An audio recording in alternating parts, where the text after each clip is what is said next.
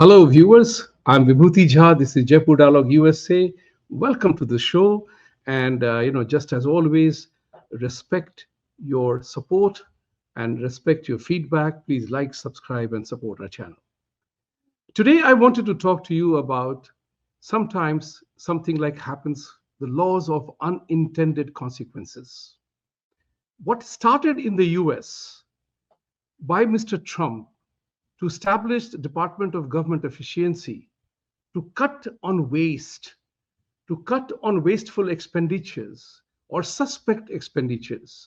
Where is the money going? That is what the United States government under Trump wants to do because of a very important reason. Because United States is running significant trade deficits and the budget deficits. At $33 trillion and trillion dollars of interest payment, the United States has become a financially obese country. And to that end, they want Trump, who understands business, knows that the US government and US as a country is in financial hole. The ability to print notes to overcome whatever they wanted is also shrinking for a variety of reasons. Because United States imposed sanctions and asset seizure, every other country in the world is going to follow a very simple basic principles, not to keep all eggs in the same basket, and that is the dollar basket. That was a tactical mistake by United. That was a strategic mistake by United States, maybe a tactical weapon of sanctions and asset seizure was a smart way to teach people a lesson, but it was a strategic error. Now you understand the difference between tactical moves and strategic errors and the strategic impact. This has had an impact, and Mr. Trump wants to ensure that the amount of waste that exists in government that needs to be cut. In that process, they began to examine the budgets of USAID, USAID. This institution has been in place for a very long time, and its public face is all about humanitarian activities all over the world. But remember one thing, some things that people like us know, that in the world of espionage and managing the world information solutions, the investigative agencies like central intelligence agencies and others, they all over the world do their own bit to find information, gather information, collect intelligence to arrive at a conclusion, either to protect and defend themselves or to cause something to happen.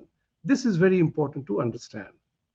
In the world of international ramifications of an action, CIA is a global institution. It is everywhere. It's operating. But CIA cannot operate on its own.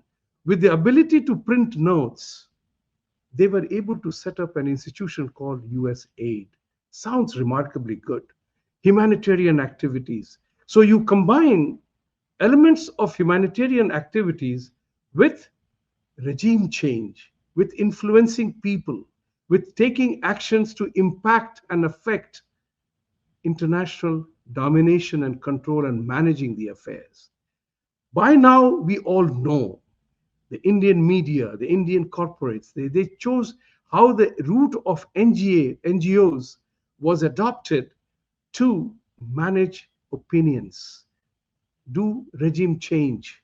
Any one of you have read that book, Confessions of an Economic Hitman? Please do read. That book is very relevant. I read that long ago. And as a student of international banking, student of economics and a professional from international banking, there are things that we get to know, whether we like it or not. So USAID was operating in that fashion. So now you are providing economic aid, but your purpose is different. Your purpose is to influence decision making, choices, influencing elections through the option of NGOs.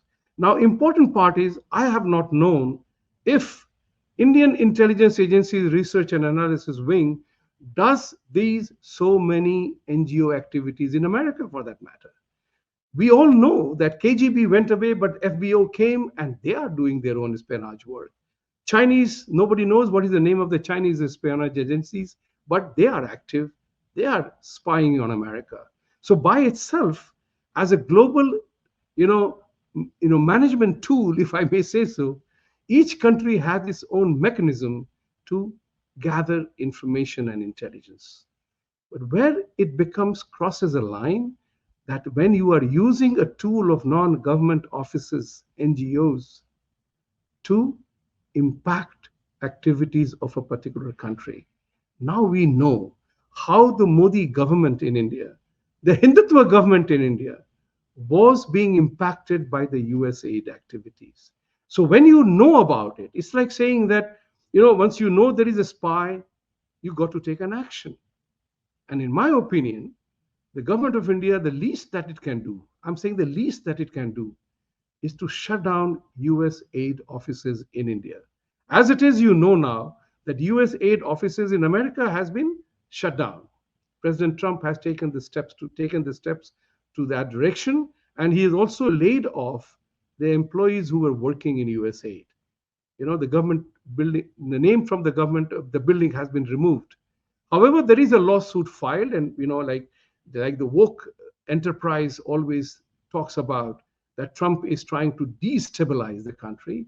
It's not true. He's trying to streamline the things. He wants to be transparent about it. Everybody knows the CIA's weapons of mass destruction theory was all lies. That was all, if you don't want to call lies, at least it was definitely a very serious case of misinformation, or influencing a decision that I talked to you earlier about. The entire decision to attack Iraq happened because of the WMD canard. So think about it. We all know now that what happened in Bangladesh was also part of a similar exercise. When you know something is happening, the wisdom demands that it should be shut down without any equivocation. It has to be done. Because if you do not do that, you are then allowing others to continue to do what they did earlier on. Then stop complaining that others are interfering. Now that you know, now that the government of India knows about it, its fitness of things is to ask USAID to leave the country. Shut down all the NGOs who were living off or feeding, or were the feeding tube of USAID to do whatever they were doing. Yes, there are many good things were happening, and I'm sad about that. There are many good things were happening, but if you mix two drops of poison in a bottle of milk, that milk becomes undrinkable. Nobody will drink it in his sane mind. Therefore, what you know now is the poison has been infused in the system, and to stop that poison from spreading, wherever that poison has gone, whether it's an NGO feeding hungry children, stop it first. And then take a decision on a case-by-case basis to continue the humanitarian activities. But those who were managing the media in the name of freedom, all of us remember that, right? That the former, or if Mr. Garcetti has left, I do not know quite exactly, but I think he left.